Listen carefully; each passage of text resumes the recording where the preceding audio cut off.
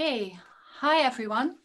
Welcome to this session on online subcultures and psychedelics. We have two great speakers for you this evening, or this morning or afternoon, depending on where you are. Jani Pestana and Mark Tutors, and they will both speak about subcultures online. And I think they have both a very different take on these subcultures, both in terms of methodology or the disciplinary background and in terms of the contents. But we'll see. I'll very quickly introduce first Jani and then later Mark before you give your presentations. And then at the end, we take questions. So Jani Pestana is an independent researcher. He has a master in anthropology and a master in European alcohol and drug studies. And he's also a board member of the Psychonauts in Gesprek, which means Psychonauts in Dialogue, which is a Belgian group that aims to break down stigma on responsible psychedelics. And Jani, I think that responsible psychedelics is also the topic that you investigated in the Reddit community. So the floor is all yours, Van. Thanks, Patricia. Yes, I will be talking about responsible use. I'll share my screen real quick.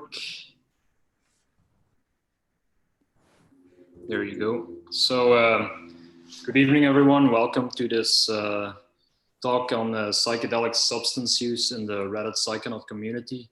I'll be looking at motives and modalities of use. Let me just time myself real quick, just a second. Yes, that's better. So just a little bit of background. This research was born during my Master in Comparative Drug and Alcohol Studies, where I noticed that drug research usually focuses on abusive users. There was almost no mention of psychedelic drugs as if they aren't drugs or not illicit drugs. And there was no talk on people having positive experiences by taking drugs or by taking psychedelics.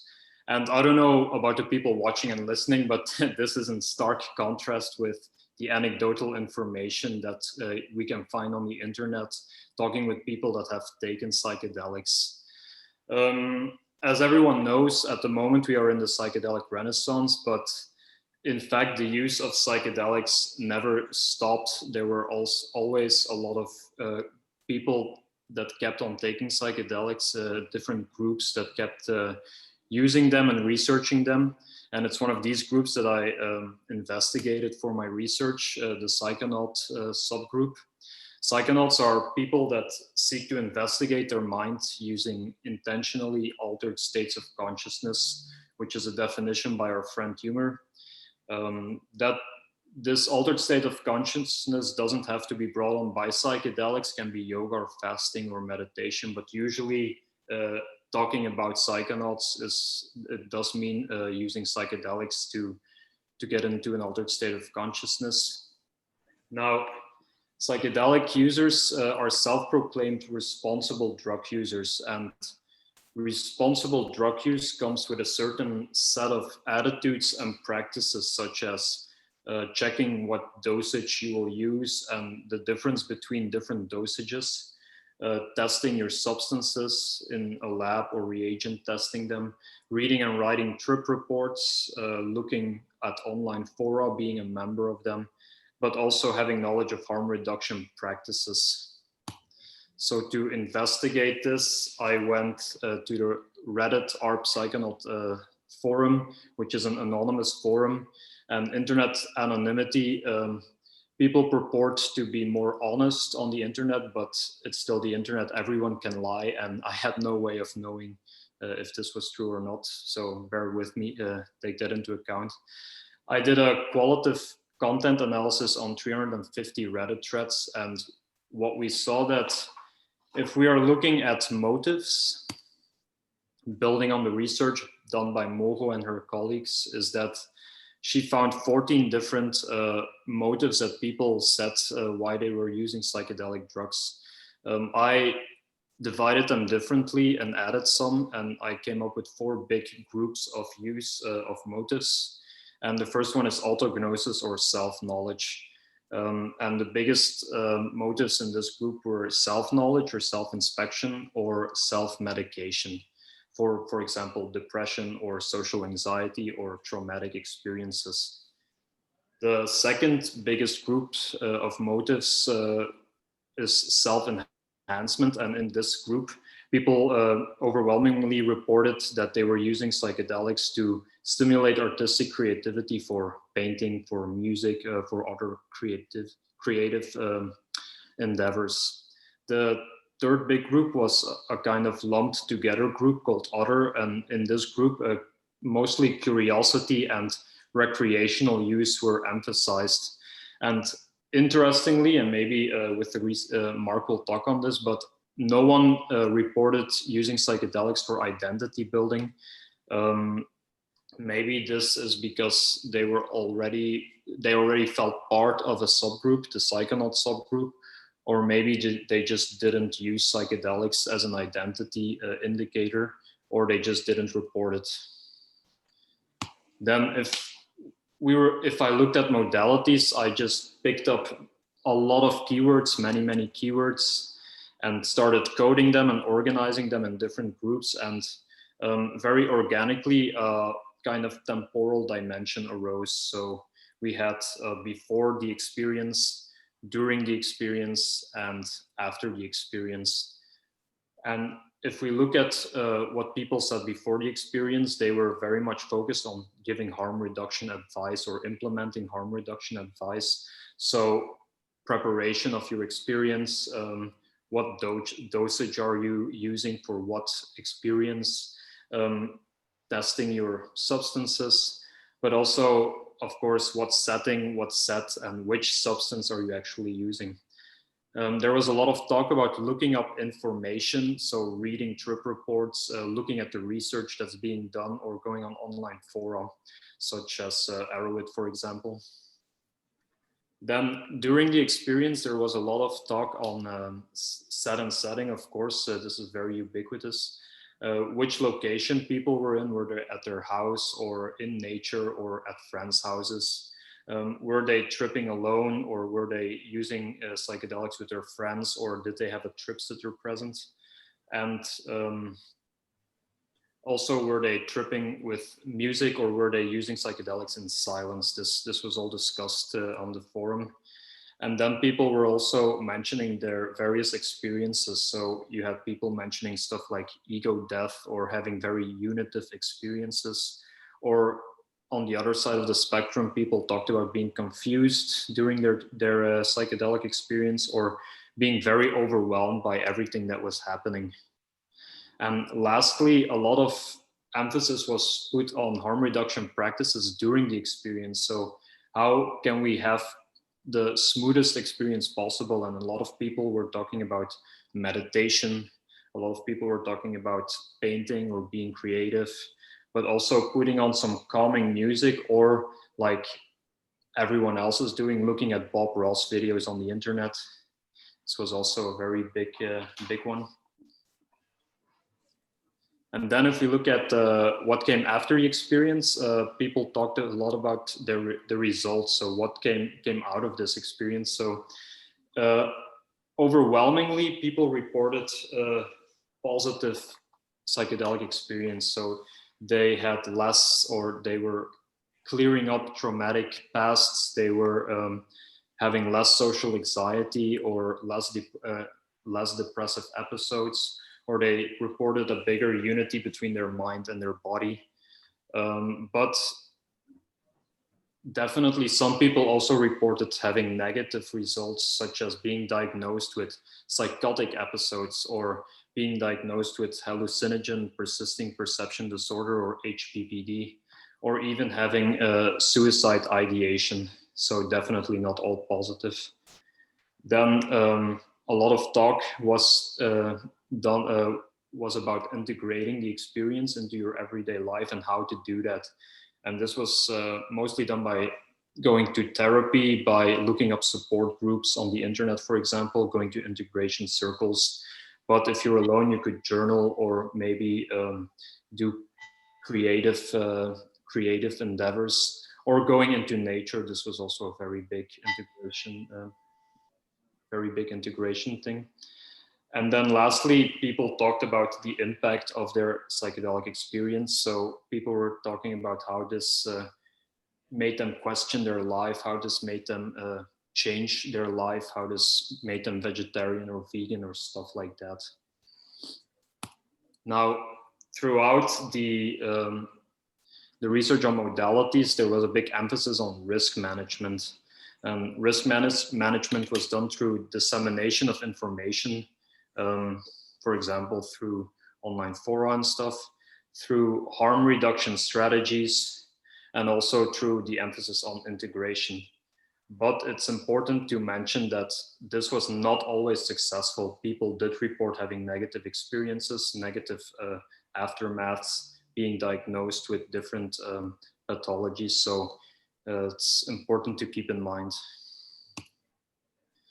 Now I have some conclusive remarks. So if we look at the set of attitudes and practices that is liaisoned with responsible drug use, we can see that psychonaut users are mostly responsible users with varying motives of use. And they were using psychedelics mainly in normal and everyday settings. So their house, their friends' houses, or nature. And interestingly, throughout the research, we saw that this group of users actually self-organized without much of a contemporary framework. Especially before the Renaissance started again. So they were actually building on earlier underground research done by people before them, such as on the DMT nexus or on Arrowhead, or they were looking at the official research done in the 1950s and 1960s and building on that.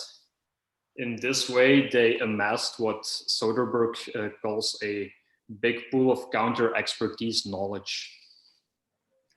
And then I'll end with something that's come up, that will come up in this conference a lot, is that if we put this research and put it next to other research, for example, on this conference, we can see that there are multiple psychedelic subcultures emerging or discourses that are being talked about, and that they are moving in multiple directions.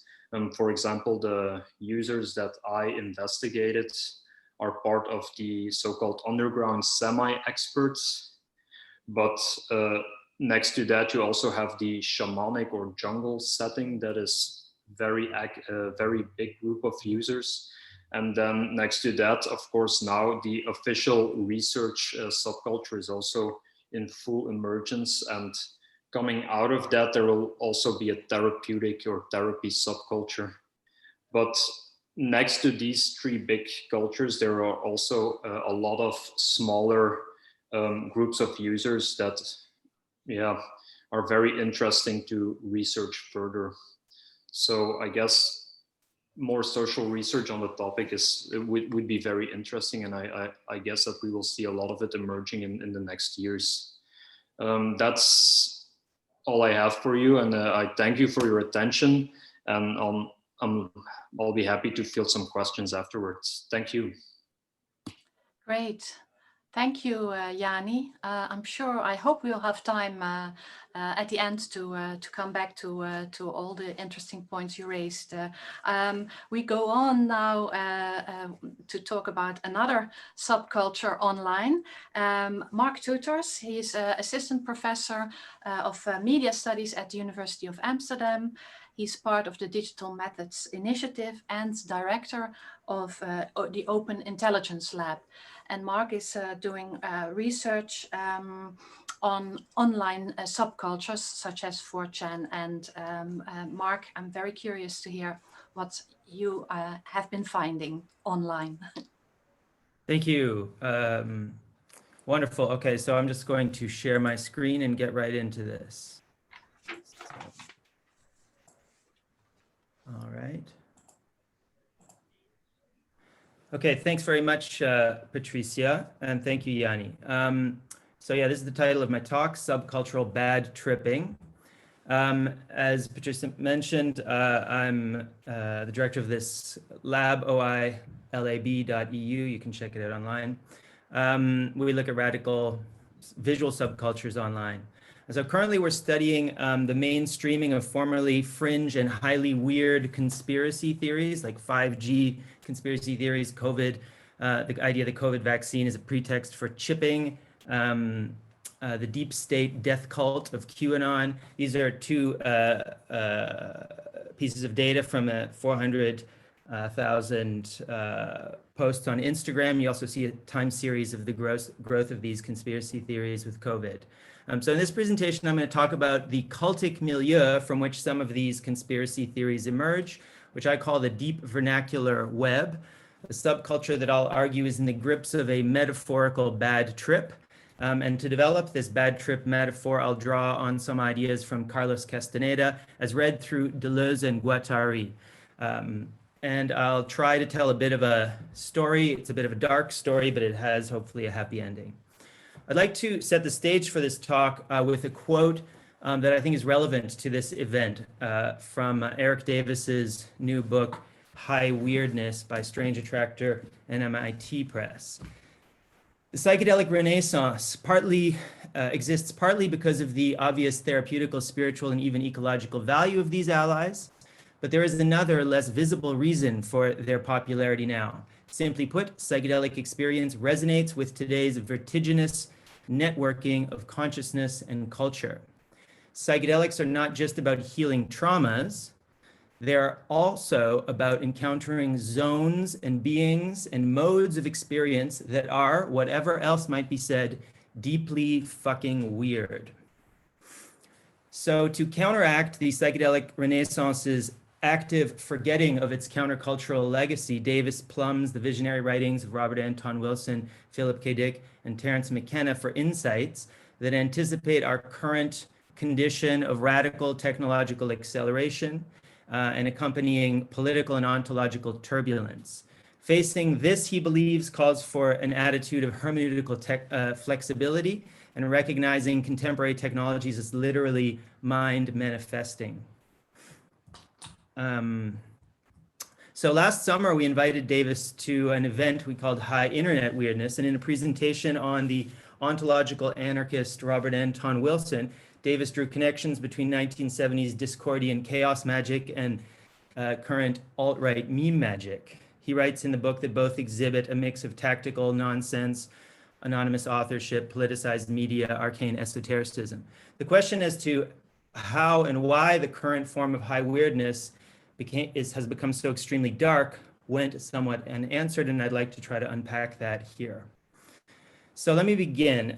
In the aftermath of the 2016 fake news crisis, many people are now aware that the contemporary media ecosystem has dramatically empowered previously marginalized voices, and that social media platforms like Facebook, YouTube, Twitter, Reddit open rabbit holes to radically other realms, often leading to an underground of anonymous message boards like 4chan and 8chan.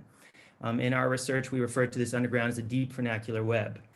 It's from this underground that several bizarre conspiracy theories have emerged, notably QAnon.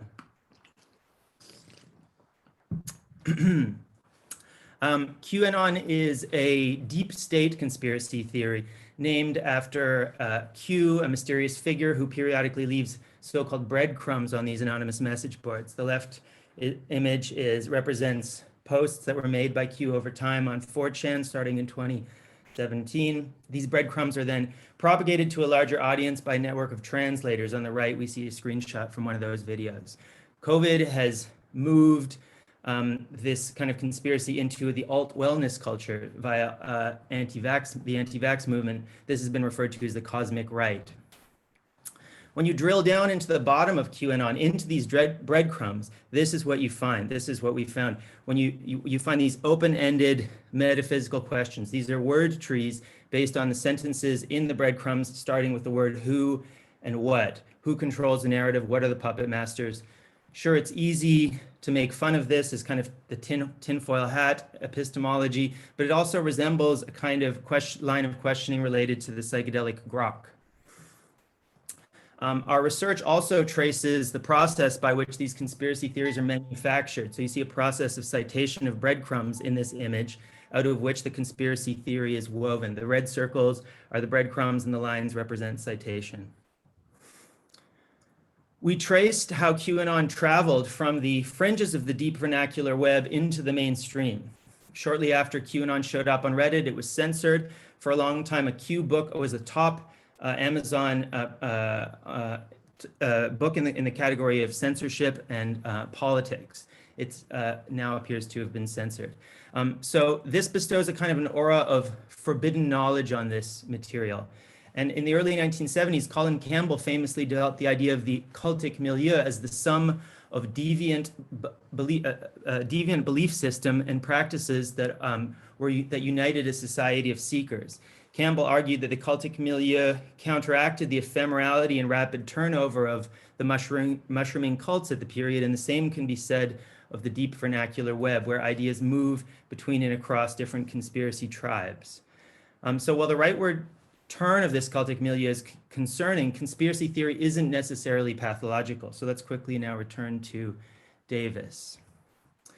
Davis, the quote is, "Today we must penetrate, navigate, and play the game of reality as never before, even as it plays us to the hilt. These are Archon times, my friends. Grappling with high weirdness may paradoxically be a kind of mental health regimen." So from this perspective, conspiracy theories can be can be seen as an effort to make sense of the incomprehensible. Trump in 2015, Brexit in 2019, these are novel events with no frame of reference. Indeed, Davis considers McKenna's famous 2012 prophecy as a kind of as being allegorically on the money. But with high weirdness, as with psychedelics, you're just as likely to fathom hell as to soar angelic. There are lessons to be learned here from the counterculture. For example, David Felton's largely forgotten 1972 book, Mindfuckers, about acid fascism. Indeed, historical accounts tend to forget the story of far-right psychedelia, something which Christian Greer, the countercultural historian, is working on. The difference between then and now, though, is that mindfucking has gone mainstream. I'd like to go down this path, but now I turn to the bad trip metaphor as a way of diagnosing these conspiracy theories. So in order to avoid a collective horror trip, a society of seekers might consider the advice of Carlos Castaneda as read through Deleuze and Guattari, the idea that inside of all of us is a micro-fascist from which a larger fascist collective can manifest. When people collectively become obsessed with these four emotional states, and those states are fear and the hatred of the other, them, they did it, clarity, that you really understand, that you're red-pilled, power, that you're the best, and finally, the fear of old age and of death. So on 4chan, people use this echo brackets meme in order to refer to a nebulous other. It started as an anti-Semitic meme on Twitter. It remains that way if you understand the vernacular, although some may not and some consider it a joke. The next danger is clarity, which is something like the psychedelic grok, which has its own pitfalls. Clarity of mind, which is hard to obtain, dispels fear, but it also blinds, says Castaneda. In the deep vernacular web term, this is called the red pill from the movie The Matrix. This is a thing for the alt-right, but also for Trumpists. Here you see a graph of how popular it was on the Reddit, the subreddit The Donald, which has recently been deplatformed. In terms of power, this is what Castaneda calls the strongest of all enemies. That will turn one into a cruel and capricious person, says Castaneda. On 4chan, there's a preoccupation with the occult that you can see on this graphic that feeds directly into fascism and fashwave via the mainstreaming of the fringe intellectual tradition of traditionalism, which has also been mainstreamed by politicians like Bannon, Dugin, and Cavallo. Benjamin Teitelbaum has an excellent book on this. The final enemy for Castaneda is the fear of old age and death, which Deleuze and Guattari refer to as the great disgust, the longing to kill and to die. For Deleuze and Guattari, fascism is ultimately a death cult, and this is true also of QAnon. QAnon is a lot of things, but what holds it all together is the disgust they feel over celebrities, powerful people who extract food from children in order to cheat death. They call this adrenochrome harvesting. It might sound like trash culture as imagined by John Waters, but it's dead serious. And now I wrap it up.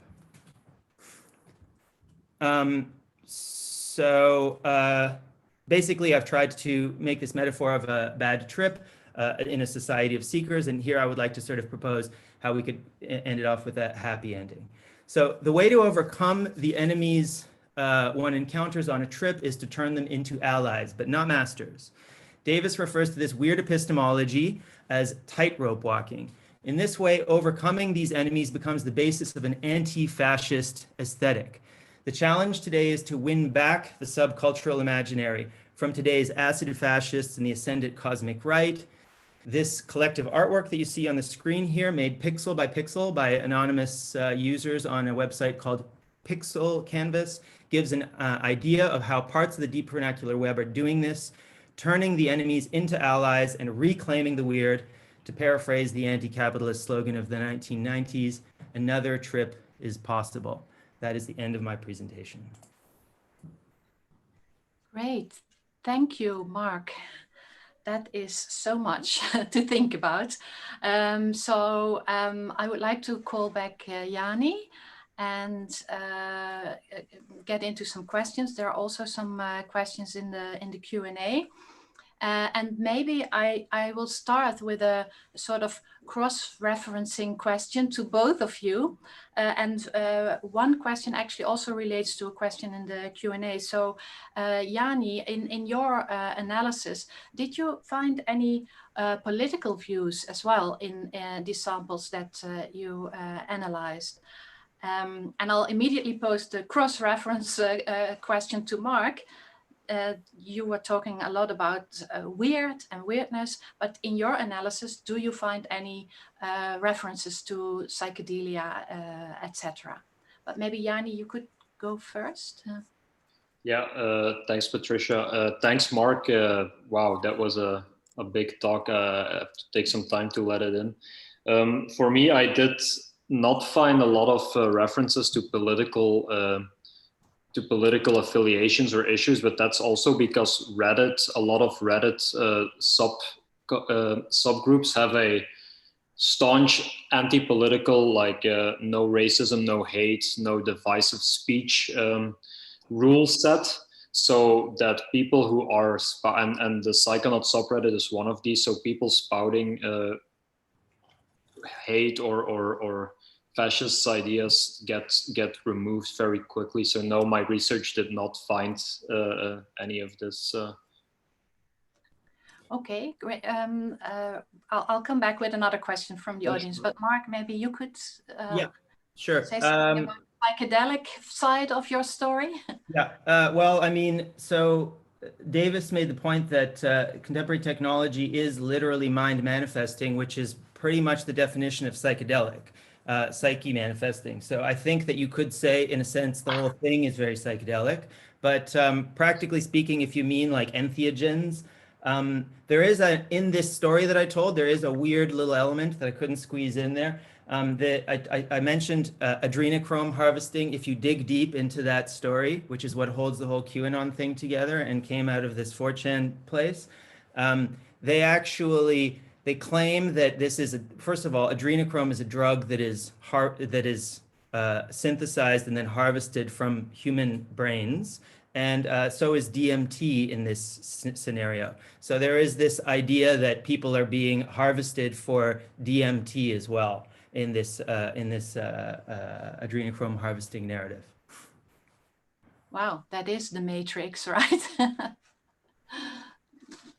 So yes, it is mentioned in Fear and Loathing in Las Vegas as well. In fact, that's the first mention that I'm aware of, as somebody mentioned in the chat. Yeah, so so there is the whole question of technology and the relationship between technology and psychedelics or forms of mediation. Would you like to comment on that a bit more, Mark? Because as a media scholar, that might also be of interest to. Yeah, I mean, I think that the way that one of the reasons why I gave Davis such a prominent position in the talk is that I really feel that the way that he weaves in media theory into his discussion of these kind of profoundly psychedelic thinkers is really interesting. And so, for example, for McKenna, McLuhan was a major figure, and many of them think quite quite deeply about technology and the role of technology and the relationship between this kind of psychedelic epistemology and the kind of mutations that technology are bringing about to who we are and the societies that we live in. So I feel that there's a very profound connection there, and very productive lines of thought to be explored further between these two fields. Great. Yeah, I think there is much more to work on there, indeed. I'm looking now at the Q&A and take some questions from the audience. So there is a question for Jani about the percentages of people who posted negative effects. So yeah, that's, was it smaller or bigger than compared to the group that had more positive experiences? No, it was overwhelmingly positive. So we're talking about like 90 to 10%, 90% positive to 10% negative range. And then there's also the people who said that at the moment it was like a very negative experience for them, but then with proper integration with time and with healing, it became actually a very insightful and positive experience. And that's one of the many effects of psychedelics, is that it can be very bad during the experience itself, and it can grow to become one of the most important experiences of a person's life, which is also why some people say there is no bad trip, to which I don't fully agree. But this is what was being reported on the forums. Yes, so overwhelmingly positive, around 10% was really negative and stayed negative. Okay, great. I have another question for you, Jani, from Eric Davis. Do you see the dynamics of the Reddit counter-expertise community changing in light of the psychedelic renaissance and the rise of new, well-funded mainstream experts? Sorry, can you repeat the first part of the question? Yeah, if you, let me see. Do you see, where is it? Oh yeah, the dynamics of the Reddit community changing in light of the psychedelic renaissance? I think that they're changing in the sense that instead of looking at more underground semi-expert research, such as done on DMT Nexus and Arrowhead, people will go more quickly and easily towards the official research that's being put out by places like Johns Hopkins and University of King's College. But my research didn't look at a big enough time frame for that to, I can't answer it in full honesty. Yeah, so we would need a follow-up study to determine that. Definitely, I think it will be interesting to look at it in a longer time frame. Yeah. Sure, yeah. So now there is a question for Mark from Lucia Terpak. I have been seeing many spiritual people and members of the psychedelic underground slowly falling into these cosmic right ideas. And the question is, who is particularly vulnerable into falling into this type of thinking? And do you have any advice of how to combat this way of thinking?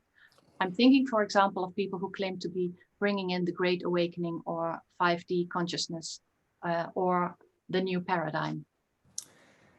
Yeah, well, I mean, that was part of what I was thinking when I was referring to Castaneda there and the 5 enemies on the path to knowledge. So I think that these are all things that one encounters on a path to knowledge, and when one manages to when one is defeated by those enemies, when they become one's master, then these are the sort of dangers that's what happens, I suppose. So I don't think that conspiracy theorizing is something that one should be kind of necessarily afraid of. That was also part of that's part of how I look at it. I think it's interesting, and I understand why people are attracted to it, but it has these pitfalls, these dangers, and so I think it's an awareness of those dangers that would be that would help people to perhaps overcome falling into those kinds of traps. More specifically than that, I have observed some sort of strange other phenomenon that for example, the coming together of the left and the right in Germany. This is a little different, but also QAnon is very big there.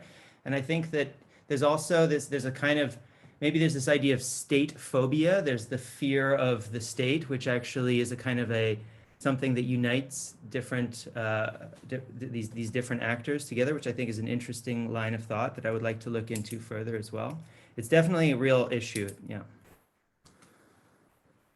Yeah. Okay. And not an easy answer to give, indeed. Patricia, do we have some time still? Yes. I have a question for Mark, actually. Yeah, sure. Go ahead. Yeah. So Mark, actually in your research, did you see people talking about using psychedelics to actually make sense of this, of this fucking weird times that we are living in? That they were using psychedelics to make sense of what was happening around them, maybe even already being trapped in this deep vernacular web and conspiracy theory realm. Yeah, well, I mean, metaphorically, of course, the red pill is all about that in some sense or another. But there is a lot of there is, I think, quite a lot of psychedelic use within these forums, within these communities, and there's quite a lot of drug use. So yeah, I think that you can find that as well. And there's also a very interesting history to be written about that as well, I believe. Yeah. Okay, but not openly discussed, I guess. Yeah, I think we've run out of time. Hey, Patricia. Okay. Yes, we are running out of time, but okay. You will be in another room, right, for further discussion. There are more people with questions, so I invite more questions to continue the talk in the breakout room. Thank you so much, Patricia. Thank you. Yeah, thank you, Mark. Thank both of you. Thank you, and bye-bye. Bye. Bye. Bye. Thanks, guys. I'm glad it worked out after all, Mark. There's a link to the after talk in the meetup room. It should be in your email. Okay. There's also a link to continue talking to Yanni and Mark in the description of the Huva track. We have to wrap up because in 10 minutes, Patricia, that's actually in 8 minutes, Patricia will be moderating the final panel of today, one of the final panels, which promises to be really interesting.